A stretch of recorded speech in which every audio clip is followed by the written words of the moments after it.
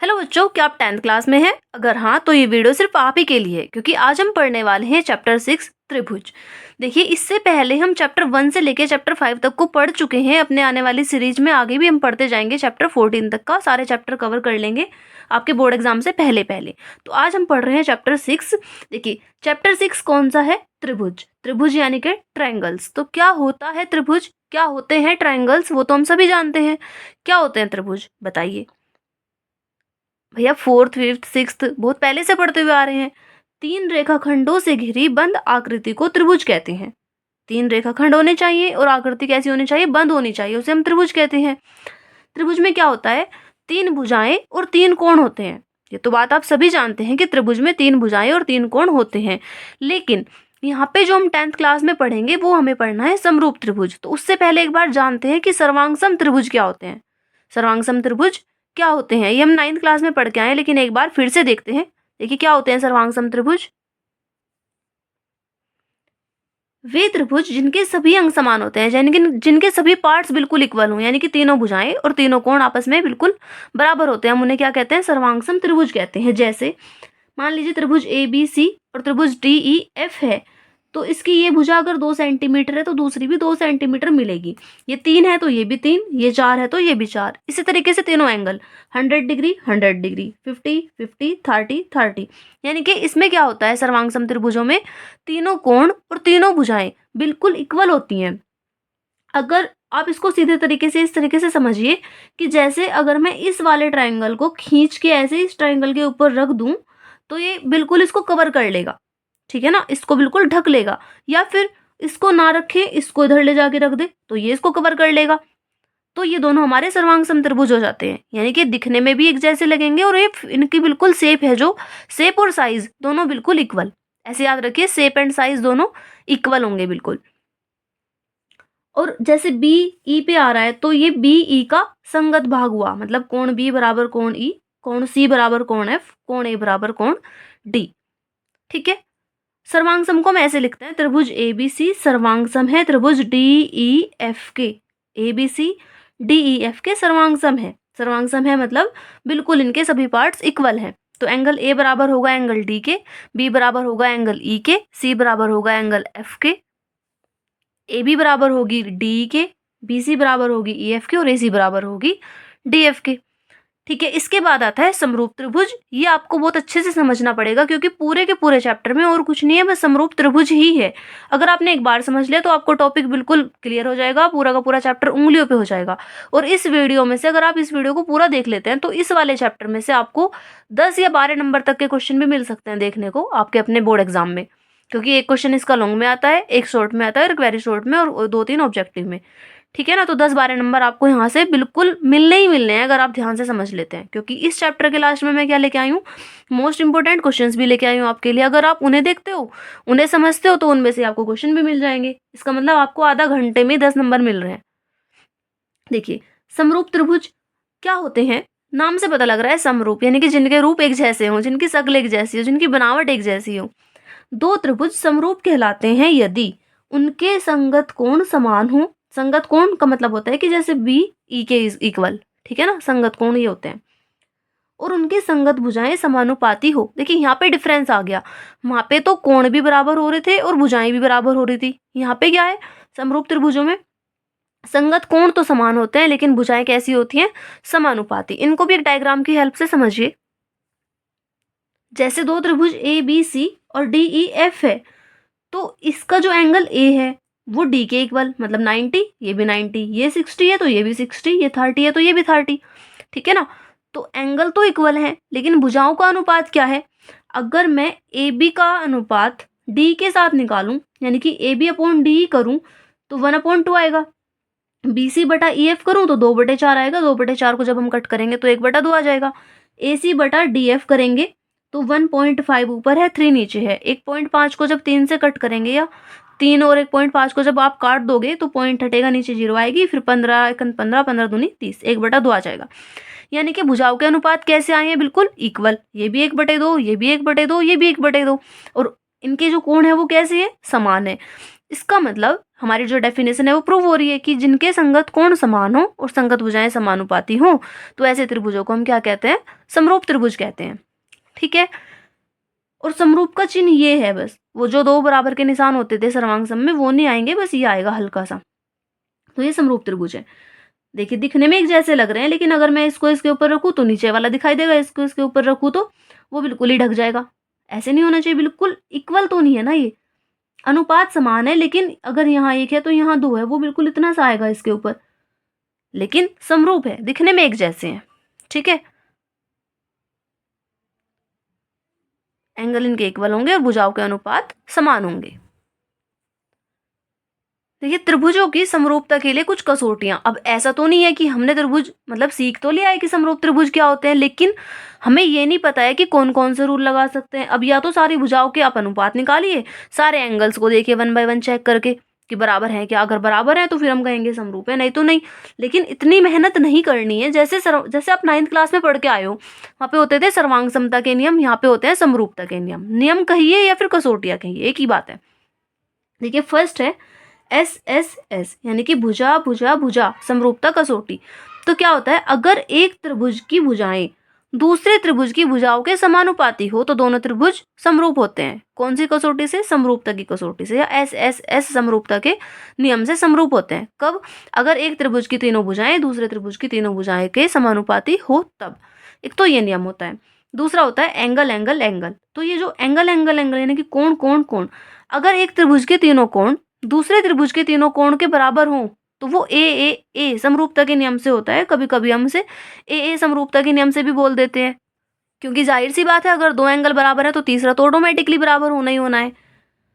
ठीक है। Third SAS, यानी कि भुजा कोण भुजा समरूपता कसौटी। भुजा कोण भुजा वाला क्या होता है कि अगर दो भुजाओं के अनुपात बराबर है और उनके बीच का एक कोण बराबर है तो कैसे होते हैं त्रिभुज? समरूप होते हैं SAS समरूपता के नियम से। यानी कि पहले त्रिभुज की एक भुजा मान लीजिए एक त्रिभुज है, या आप खुद से इमेजिन करिए पहले त्रिभुज की एक भुजा का अनुपात दूसरे त्रिभुज की एक भुजा के साथ और उसी त्रिभुज की दूसरी भुजा का अनुपात दूसरे त्रिभुज की दूसरी भुजा के अनुपात के साथ बराबर आ रहा है।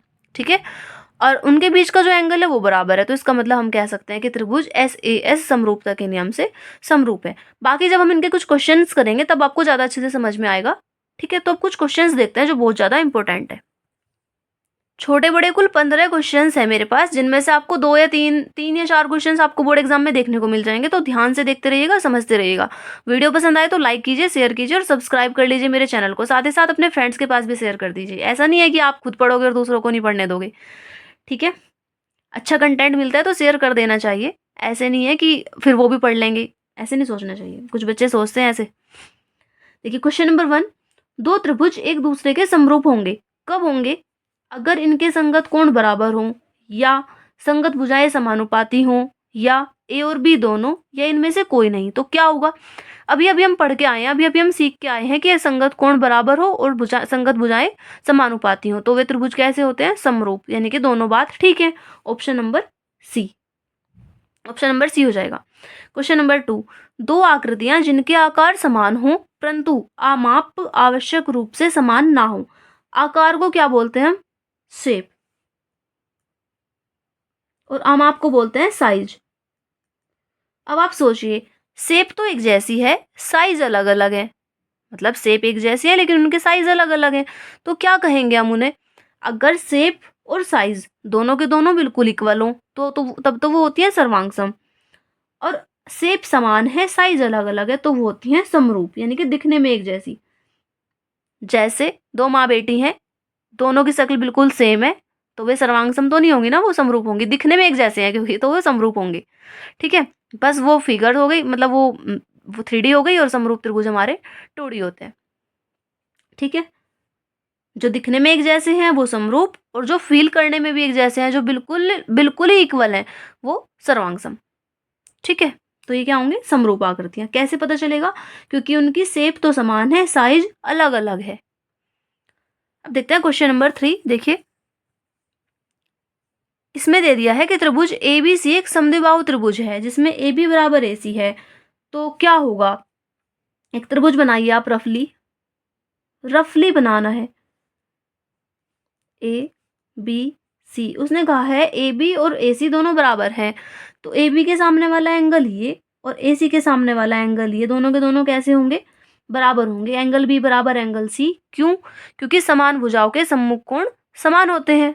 समान भुजाओं के सम्मुख कोण समान होते हैं, हमने ये बात पढ़ रखी है। देखिए कौन सा ऑप्शन होगा, option number C. Question number 4, किसी त्रिभुज की भुजाएं 3 सेंटीमीटर, 4 सेंटीमीटर तथा 5 सेंटीमीटर है, तो वह त्रिभुज कैसा होगा?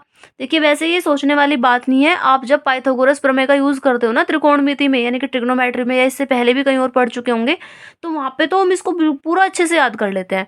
तो क्या करते हैं यहाँ पे, देखिए जो सबसे छोटी दो भुजाएं दिख रही हैं उनका वर्ग करके देखिए, यानी कि 3 का स्क्वायर प्लस 4 का स्क्वायर क्या आएगा, 3 का वर्ग 9, 4 का वर्ग 16, 16 और 9 क्या हो जाएगा 25। फिर बड़े वाली जो बची संख्या उसका वर्ग करके देखिए, 5, 5 का वर्ग होता है 25। ये दोनों कैसे आ रहे हैं, इक्वल। 3 का स्क्वायर प्लस 4 का स्क्वायर इज इक्वल टू 5 का स्क्वायर। 3 का वर्ग प्लस 4 का वर्ग बराबर 5 का वर्ग। इसका मतलब ये सबसे बड़ी भुजा क्या होती है, कर्ण।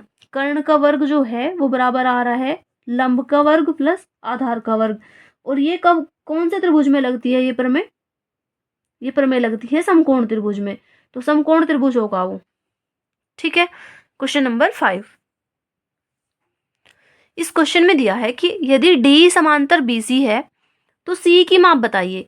ये जो लाइन है डी वो बीसी के समांतर है, तो हमें बताना है सीई की वैल्यू।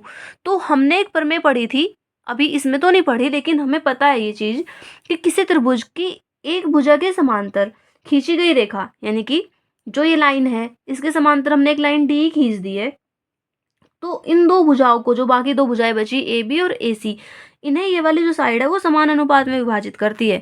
यानी कि किसी त्रिभुज की एक भुजा के समांतर खींची गई रेखा शेष दो भुजाओं को समान अनुपात में वो करती है, समान अनुपात में विभाजित करती है, ऐसा कह सकते हैं हम। या फिर ऐसे लिखिए, चूंकि डीई समांतर बीसी के है तो एडी अपॉन डीबी बराबर होगा, एडी बटे डीबी बराबर होगा एई बटे ईसी के या सीई के। ठीक है ना। अगर ये लाइन इस लाइन के समांतर है तो एडी बटे डीबी बराबर होगा एई बटे ईसी के। अब क्यों हुआ ये, क्योंकि आधारभूत समानुपातिकता प्रमेय से, एक प्रमेय होती है आधारभूत समानुपातिकता प्रमेय, उससे।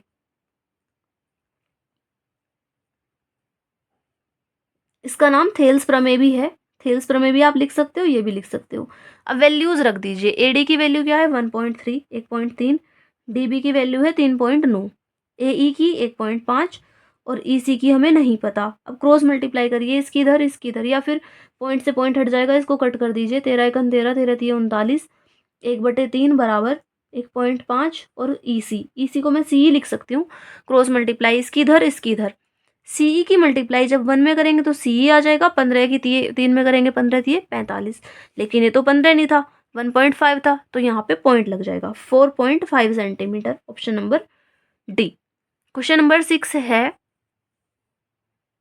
समबाहु त्रिभुज एबीसी में एडी लंब है बीसी पर, तो एडी स्क्वायर किसके बराबर होगा, 1/2 से 4 ऑप्शन दिए मतलब। तो इसको देखिए, इसको अगर आप चाहें तो याद रख सकते हैं।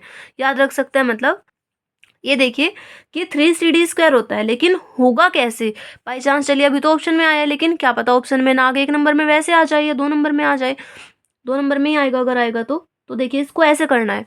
सबसे पहले एक समबाहु त्रिभुज बना लीजिए, इसका नाम है ए बी सी। इसने दे दिया है कि एडी लंब है बीसी पर, तो यहाँ से एक लंब डाल दिया है एडी, वो बीसी के ऊपर लंब है। ठीक है। देखिए जब त्रिभुज एबीसी कैसा त्रिभुज था, समबाहु त्रिभुज था, और इससे इस पे लंब डाल दे तो ये क्या हो गया 90। तो त्रिभुज ए डी सी कैसा त्रिभुज हुआ, समकोण त्रिभुज हुआ। तो समकोण त्रिभुज एडीसी में पाइथागोरस प्रमेय से करेंगे हम इसको, पाइथागोरस प्रमेय से।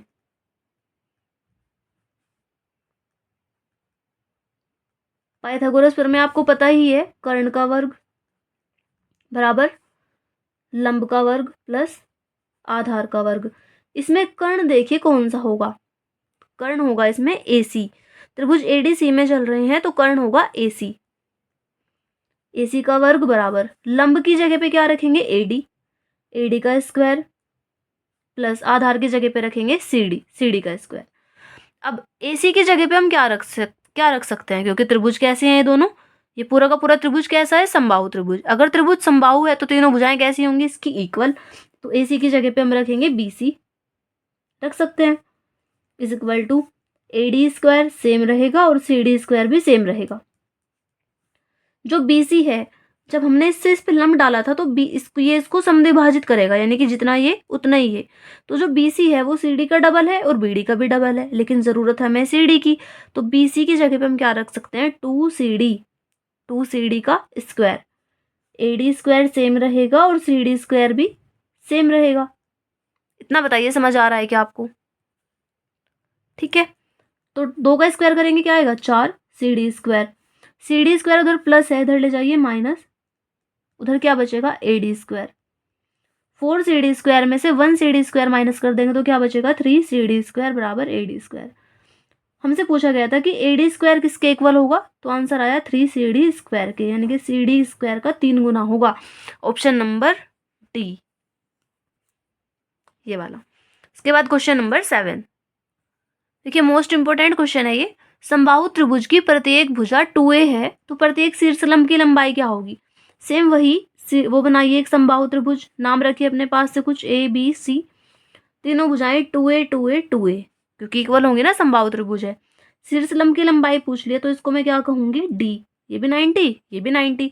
कोई से एक त्रिभुज में चलिए, देखिए जब ये पूरी की पूरी भुजा 2a है तो आधी कितनी हो जाएगी, यहाँ तक a और यहाँ से यहाँ तक वो भी a। हमें ये निकालनी है AD की लंबाई, AD की लंबाई हमें निकालनी है। तो जो त्रिभुज ABD है वो कैसा है, समकोण त्रिभुज है क्योंकि 90 डिग्री। त्रिभुज ABD में सेम चीज करेंगे जो अभी करके आए हैं, पाइथागोरस प्रमेय से। पाइथागोरस प्रमेय क्या कहती है, कर्ण का वर्ग बराबर लंब का वर्ग प्लस आधार का वर्ग। कर्ण का नाम क्या है, AB, AB का स्क्वायर बराबर लंब का नाम है AD, AD का स्क्वायर प्लस इसका आधार का नाम है BD, BD का स्क्वायर। नहीं वो वाली BD नहीं है जो आप समझ रहे हो, नाम BD है इसका। AB की जगह 2a, फिर AD की जगह हमें नहीं पता है, BD की जगह पे रखेंगे a का स्क्वायर। 2 का स्क्वायर करेंगे तो 4 आएगा, यानी कि 2 का वर्ग 4a² बराबर AD² प्लस a²। ये जो ये जो a² इधर जुड़ रहा है, प्लस हो रहा है, अगर मैं इसको उधर लेके जाऊं तो ये माइनस हो जाएगा, AD²। इसमें से माइनस करिए, 3a² बराबर AD²। देखिए इधर वर्ग है, अगर ये दूसरी तरफ जाएगा तो क्या हो जाएगा, इसका वर्गमूल हो जाएगा। इधर लेके जाइए, √3a² AD। अब 3 तो किसी का वर्ग नहीं होता है तो √3 तो सेम रहेगा और a² के ऊपर से रूट हट जाएगा, तो √3a या a√3, जो भी आपको ऑप्शन में मिले वही हमारा आंसर होगा, a√3 ये होगा।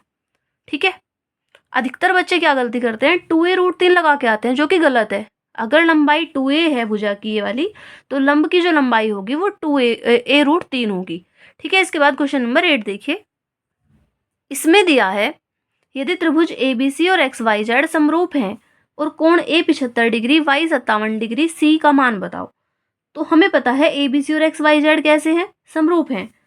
लिखेंगे चूंकि त्रिभुज ABC समरूप है त्रिभुज XYZ के, तो ABC और XYZ समरूप है, इसका मतलब जो एंगल A है वो बराबर होगा एंगल X के, जो एंगल B है वो बराबर होगा Y के, और एंगल C बराबर होगा एंगल Z के।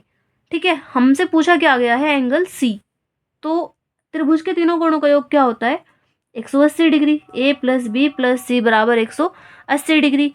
अब A की जगह पे क्या रखूं, 75 दी है वैल्यू, तो 75 डिग्री रखिए। B की जगह Y दे रखा, Y हो सकता है, तो B की वैल्यू क्या होगी यहाँ से, क्योंकि Y की वैल्यू तो 57 दी है ना, 57 डिग्री, वो रखेंगे। और C हमें नहीं पता है, C सेम चलेगा बराबर 180। अब क्या करते हैं, इन दोनों को प्लस करिए, प्लस करके जो आएगा उसको उधर ले जाके माइनस कर देंगे। माइनस करने के बाद ही हमें आंसर मिल जाएगा अपना। 5 और 7 12 का 2, 1 हासिल, 1 और 7 8 और 5 13, 132 डिग्री प्लस C बराबर 180। इधर 132 प्लस हो रहा है, अगर मैं इसको उधर लेके जाऊं तो ये माइनस हो जाएगा। 180 में से 132 को माइनस करेंगे तो 48, यानी कि 48 डिग्री। देखिए ऑप्शन नंबर बी। इसके बाद क्वेश्चन नंबर 9, इसमें दे दिया है एक त्रिभुज की भुजा AB, एक त्रिभुज ABC की भुजा BC। ठीक है, त्रिभुज हमें खुद बनाना है। ABC है, इसकी भुजा BC पर कोई बिंदु D इस प्रकार है कि एंगल ADC बराबर BAC। तो इसको यहाँ पे मिलाना पड़ेगा। जो एंगल ADC है ये वाला, वो BAC मतलब इस वाले के इक्वल है।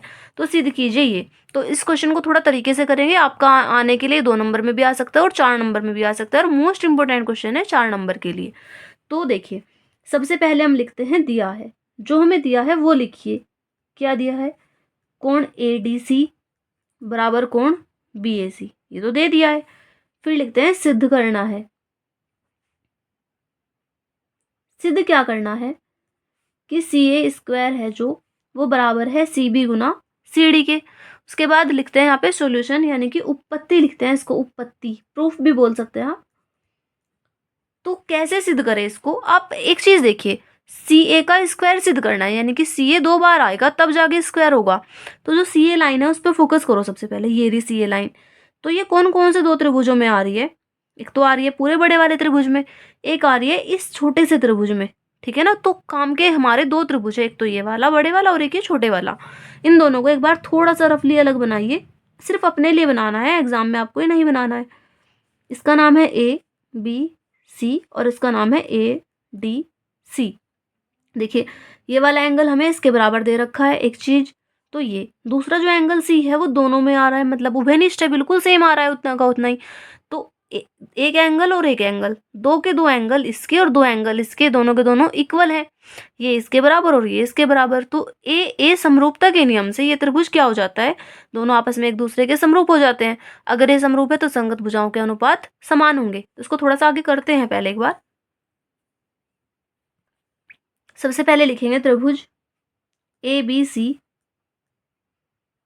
तथा ADC में कोई से 2 चीज बराबर दिखाइए। ये वाला एंगल इस वाले के बराबर दे रखा है, तो BAC किसके बराबर होगा? ADC के। और ब्रैकेट में रीजन भी लिखना है कि क्यों बराबर है, क्योंकि हमें दिया हुआ है। यहां से देख के हमने लिखा दिया है।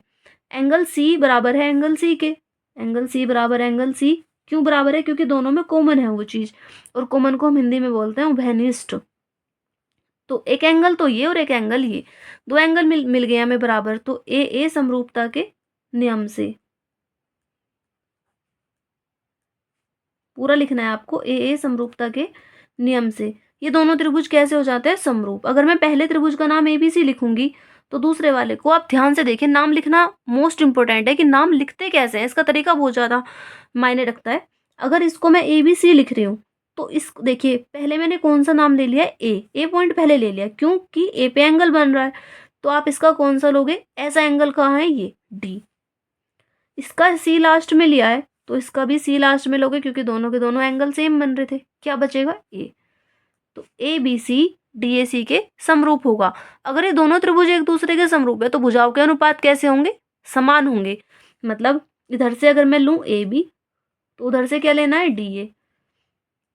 इधर से लेंगे BC तो उधर से लेंगे AC। इधर से AC ले लिया है अगर, तो उधर से क्या ले लिया जाएगा? DC। ठीक है, DC।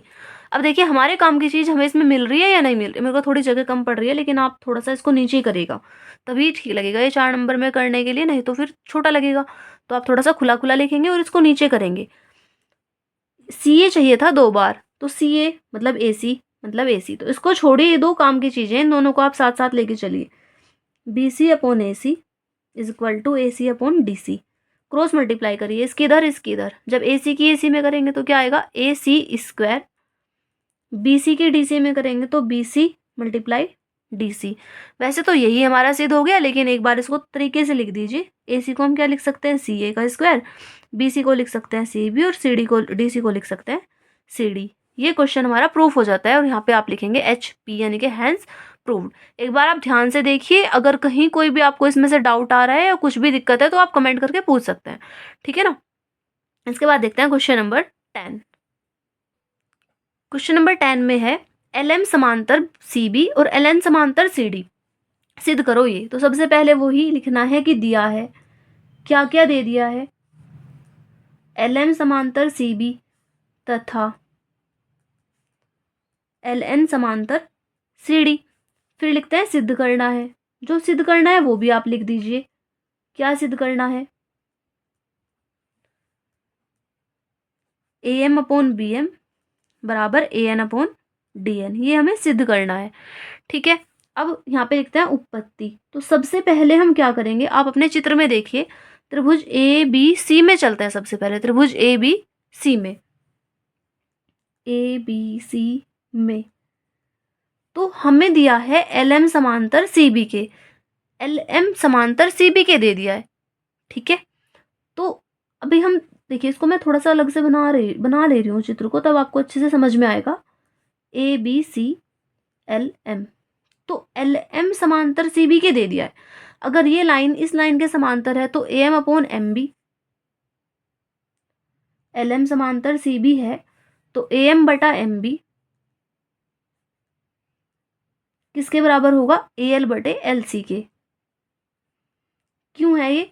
आधारभूत समानुपातिकता प्रमेय से हमने पढ़ी थी ये चीज अभी, इससे पहले क्वेश्चन में। इसको इक्वेशन नंबर 1 बोल दीजिए। इसके बाद चलते हैं त्रिभुज दूसरे वाले में, उसको भी मैं थोड़ा सा बना ले रही हूँ रफली।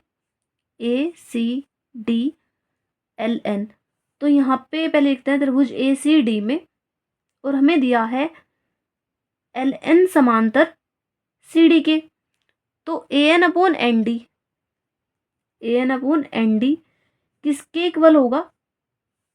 ए एल अपॉन एल सी के, ए एल बटे एल सी के, मतलब ये बटे ये बराबर होगा इसके बटे इसके।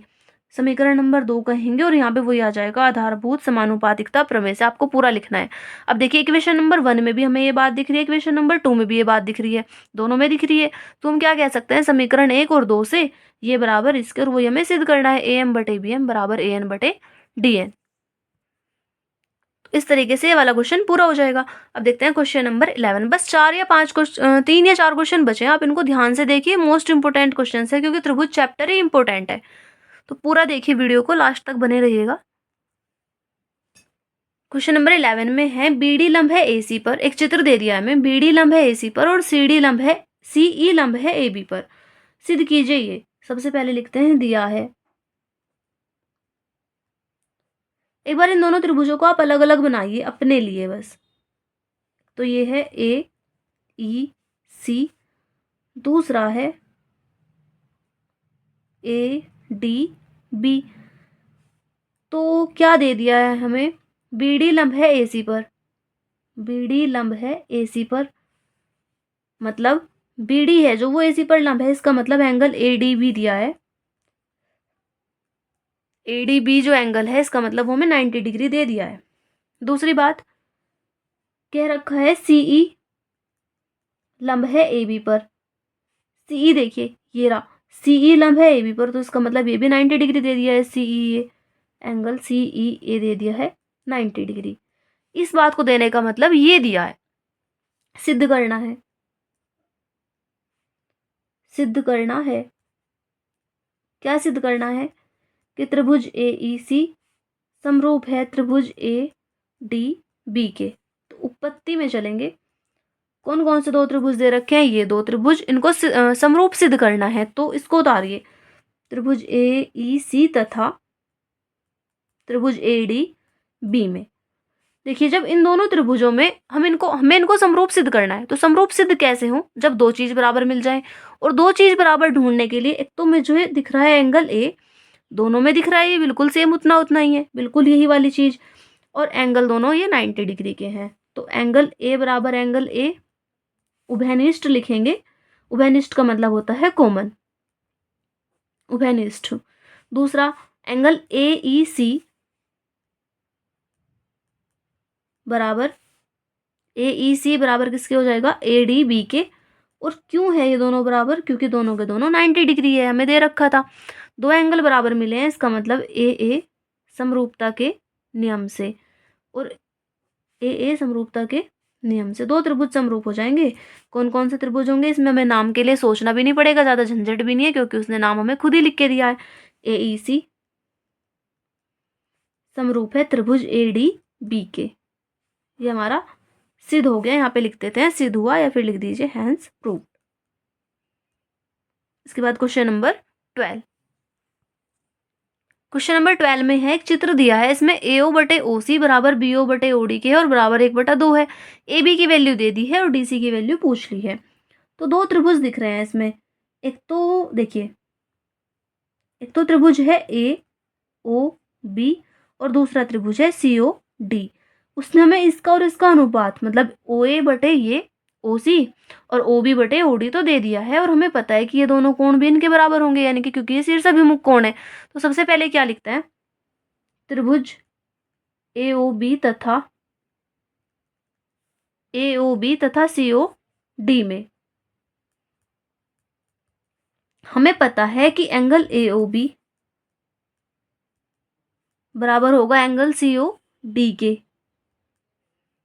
क्योंकि ये शीर्षाभिमुख कोण है। यहाँ पे ब्रैकेट में लिख देंगे शीर्षाभिमुख कोण। मेरे पास थोड़ी जगह कम पड़ रही है तो आप सीधी लाइन में ही लिखिएगा, मैंने नीचे लिख दिया है। और AO बटे OC बराबर BO बटे OD के भी दिया है, यहाँ पे लिखा हमने दिया है। तो देखिए, दो तो भुजाओं के अनुपात बराबर है, यानी कि S और एक कोण बराबर है, तो क्या हुआ, SAS समरूपता के नियम से, SAS समरूपता के नियम से दोनों त्रिभुज कैसे हो जाएंगे, समरूप हो जाएंगे। कौन कौन से दो त्रिभुज समरूप होंगे, अगर मैं इसका नाम AOB लिखती हूँ, समरूप है ना, सॉरी समरूप, तो इसका नाम अगर मैं AOB लिखती हूँ तो इसका नाम क्या लिखूंगी, DOC या COD। ध्यान से देखिए, O तो बीच में ही आएगा क्योंकि O पे तो दोनों के एंगल बने हुए हैं, वो तो बीच में ही आना है। अब देखना ये है कि AO के बटे में उसने क्या दिया है हमें, AO के नीचे दिया है OC यानी कि CO, तो A से स्टार्ट करा है, इसका मतलब इसको C से करेंगे, COD। ये दोनों क्या हुए, समरूप हो गए। अगर त्रिभुज समरूप है तो उनके भुजाओं के अनुपात कैसे होंगे, समान होंगे, यानी कि AO बटे CO बराबर होगा OB बटे OD के और बराबर होगा AB बटे CD के। वैल्यू रखिए, इसकी वैल्यू दे रखी है उसने 1/2, ठीक है, इसकी जगह पे हम क्या रखते हैं, 1/2 आगे रख लेते हैं यहाँ पे, बराबर AB की जगह दिया है 5 और CD सेम, इसकी इधर मल्टीप्लाई इसकी इधर, CD की मल्टीप्लाई जब 1 में करेंगे तो CD आएगा, 5 की 2 में करेंगे तो 10 आएगा। CD की वैल्यू आ गई 10 सेंटीमीटर, ठीक है, CD की वैल्यू 10 सेंटीमीटर। इसके बाद क्वेश्चन नंबर 13, इसमें दिया है कि DE समांतर AC और DF समांतर AE सिद्ध करना है। ये कुछ इस तरीके का क्वेश्चन है, जैसे अभी हमने एरोप्लेन वाला एक क्वेश्चन किया था, दो डायग्राम अलग अलग बना के। तो सबसे पहले लिखते हैं, दिया है, दो बात दे दी है, DE समांतर AC और DF समांतर AE। फिर लिखते हैं सिद्ध करना है। क्या सिद्ध करना है, BF बटे FE बराबर BE बटे EC के। देखिए, इसमें से जो जो हमें समांतर लाइन दिख रही है उनको एक बार देख के अलग अलग डायग्राम बनाइए। DE और AC, कहाँ है DE, ये रहा DE और AC।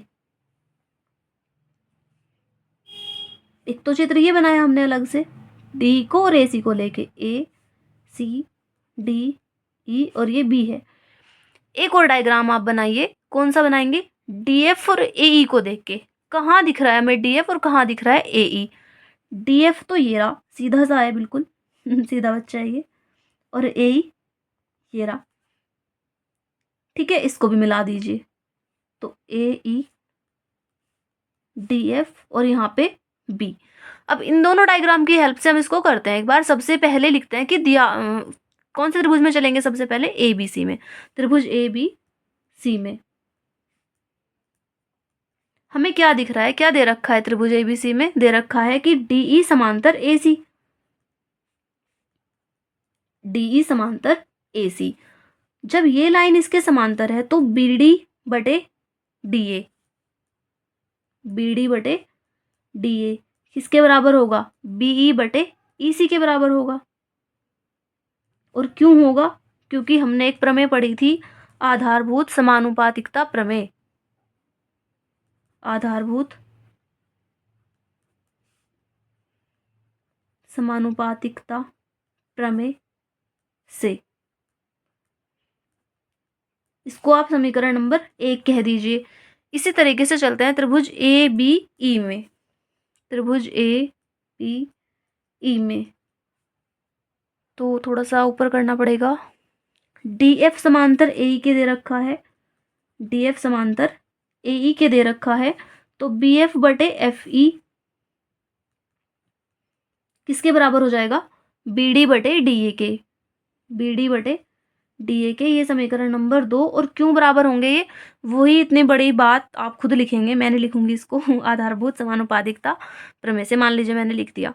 अब देखिए बी डी बटे डी ए यहाँ भी है और यहाँ भी है, दोनों ये चीज़ दोनों जगह है। इसका मतलब जब ये इसके इक्वल और ये इसके इक्वल, तो ये भी आपस में इक्वल होंगे, जैसे फ्रेंड का फ्रेंड फ्रेंड होता है इस तरीके से। तो समीकरण 1 और 2 से क्या हो जाएगा, यहाँ पे लिखता है समीकरण 1 और 2 से, इसको छोड़ दीजिए, बी बटे ई सी बराबर होगा बी एफ बटे एफ ई के। और यहाँ पे हम लिखते हैं समीकरण 1 और 2 से। ये हमें प्रूव करना था।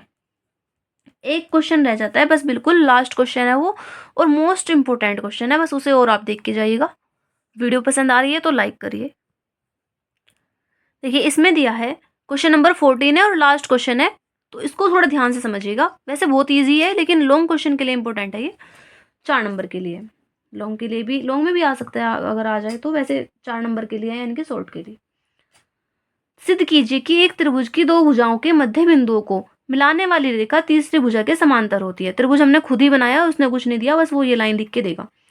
तो ए बी सी, इसका मध्य बिंदु हमने डी मान लिया और इसका मध्य बिंदु हमने ई मान लिया। ठीक है, सबसे पहले लिखते हैं दिया है। क्या दिया है, एक त्रिभुज, इसमें लैंग्वेज थोड़ी ज़्यादा लिखनी होती है। एक त्रिभुज ए बी सी जिसमें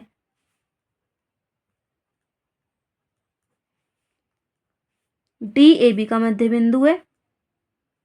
एक त्रिभुज ए बी सी दिया है जिसमें डी ए बी का मध्य बिंदु है और ई ए सी का मध्य बिंदु है, लिख दिया हमने ये। फिर सिद्ध करना है। सिद्ध क्या करना है कि इन बिंदुओं को मिलाने वाली जो लाइन है वो तीसरी भुजा के समांतर होती है, यानी कि डी समांतर है बी सी के, ये हमें सिद्ध करना है। तो अब हम क्या करते हैं, यहाँ पे लिखते हैं उत्पत्ति, यानी कि प्रूफ, जैसे सबूत कहते हैं वो वाली।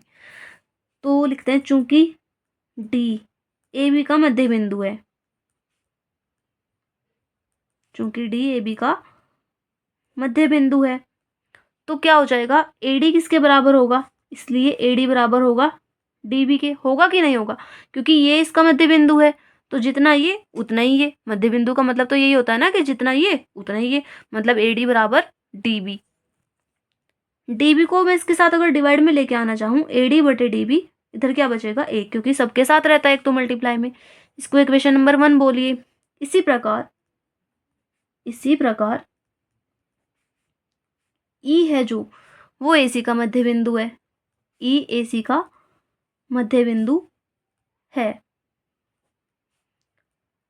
तो ए ई बराबर होगा किसके, ई सी के। अगर मैं इसको डिवाइड में लेके आना चाहूँ तो ये हो जाएगा ए ई बटे ई सी बराबर 1। इसको समीकरण नंबर 2। देखिए ये जो है वो भी 1 के बराबर और जो ये लिखा है वो भी 1 के बराबर, तो इसका मतलब समीकरण 1 और 2 से ये दोनों बात कैसी होंगी, बराबर होंगी। क्या लिखूंगी मैं यहाँ पे, समीकरण 1 और 2 से,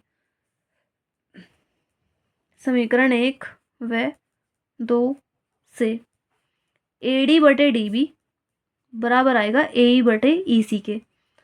अब देखिए जब ये चीज़ बराबर है तो एक प्रमेय हमने पढ़ी थी कि अगर त्रिभुज है कोई, उसकी ये भुजा इस भुजा के समांतर है, तो ये भुजाओं के अनुपात के, वो समान अनुपात में विभाजित करती है, और इसमें अनुपात बराबर आ रहे हैं, तो इसका मतलब जब ये बटे ये बराबर इसके है, तो जो लाइन डी ई है वो बी सी के समांतर होगी। लेकिन क्यों होगी, आधारभूत समानुपातिकता प्रमेय के विलोम से। अगर ये दिया है और ये हम लिख रहे हैं तो आधारभूत समानुपातिकता प्रमेय से लिखेंगे। अगर ये दिया है और ये हमें लिखना है तो हम लिखेंगे आधारभूत समानुपातिकता प्रमेय के विलोम से, आधारभूत समानुपातिकता प्रमेय के विलोम से। ठीक, और यहाँ पे हम लिख देते हैं सिद्ध हुआ, या फिर HP, जो आप लिखना चाहें, ये हमें सिद्ध करना था। ठीक है, मोस्ट इंपोर्टेंट क्वेश्चंस में से एक है ये।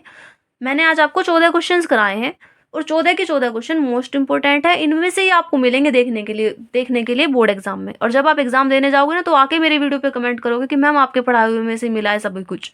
अधिकतर क्वेश्चंस आपको यहीं से मिलेंगे।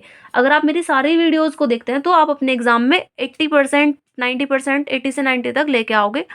अच्छे मार्क्स से पास हो जाओगे आप। ठीक है, तो यहाँ पे हमारी वीडियो कंप्लीट हो जाती है। नेक्स्ट वीडियोस देखने के लिए आप क्या करेंगे, चैनल को सब्सक्राइब कीजिएगा और लाइक कीजिएगा, शेयर कीजिएगा वीडियोस को। तो मिलते हैं अपनी नेक्स्ट वीडियो में, तब तक के लिए बाय, टेक केयर।